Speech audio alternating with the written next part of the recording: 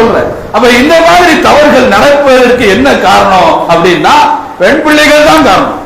அந்த பெண் பிள்ளைகளும் அவர்களை வளர்க்கக்கூடிய பெற்றோர்கள் தான் காரணம். நம்ம தான் காரணம். நாம தான் அல்லாஹ்வுக்கு பதில் சொல்லணும்.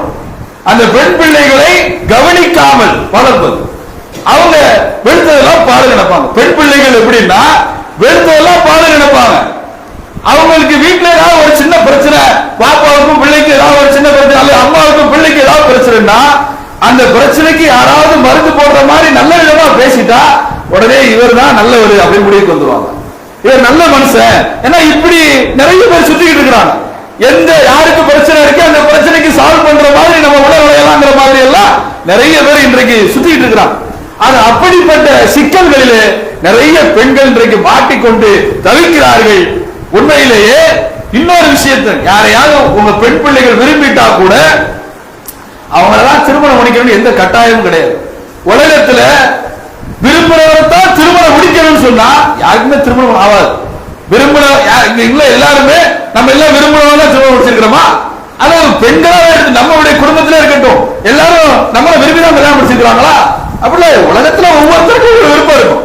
ஒவ்வொருத்தரும் ஒவ்வொரு வயசுல இந்நேரம் திருமணம் முடிச்சா நம்ம நல்லா இருக்கலாம்னு நினைச்சிருப்பாங்க.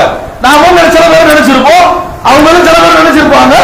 ஆனா ஒரு சூழ்நிலை வரும்பொழுது, குடும்ப அமைப்புன்னு வரும்பொழுது, நம்ம குடும்பத்துக்கு இதுதான் சரி அப்படின்னு தாயும் தந்தையும் சேர்ந்து, குடும்பத்தாரெல்லாம் சேர்ந்து ஒரு வாழ்க்கை துறையை ஏற்படுத்துறாங்கல்ல, அந்த வாழ்க்கை தான் சரியாக வரும் என்று நாம் எல்லாம் வாழ பழகிட்டோம். அதனால அந்த பெண் பிள்ளைகளுக்கு இதை நீங்க சொல்லிக் கொடுக்கணும். ஒரு வயதுல இது மாதிரியான சிந்தனைகள் வரும். அவரை திருமணம் முடிக்கலாமே, இவரை திருமணம் முடிக்கலாமே அப்படிங்கிற எண்ணங்கள் தோன்றும். அதற்காக வேண்டிய வாழணுங்கிற அவசியம் கிடையாது. நிறைய போலீஸ் ஸ்டேஷன்ல பஞ்சாயத்து, தாய வேண்டாங்கிறாங்க, தந்தைய வேண்டாங்கிறாங்க, சொந்தத்தை வேண்டாங்கிறாங்க, ஊரை வேண்டாங்கிறான். ஒரு பெண் பிள்ளைக்கு எப்படி இவ்வளவு தைரியம் வருது?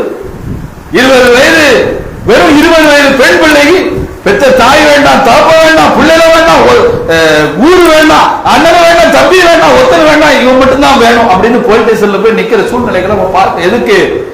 என்ன சினிமாக்காரன் காட்ட, இந்த சினிமாக்காரன் காதெல்லாம் அப்படி இப்படின்னு கண்ட படங்களை எல்லாம் எடுத்து வச்சிருக்கிறான். அதை பார்த்துக்கிட்டு அப்ப ஒருத்தருக்கு மேல விரும்பிட்டோம்னா இவரை தான் கண்டிப்பா கல்யாணம் முடிக்கணும்.